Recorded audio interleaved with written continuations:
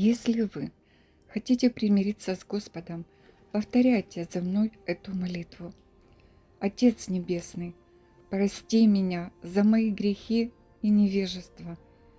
Помилуй, Господи, и очисти меня святой кровью Иисуса Христа.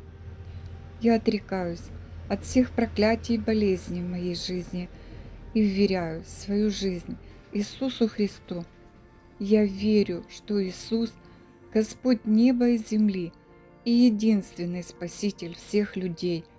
Прошу, Отец, во имя Сына Твоего, дай мне Твое отцовское покровительство и благословение.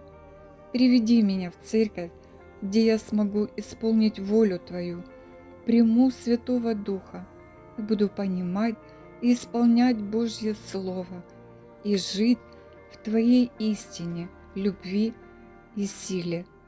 Аминь.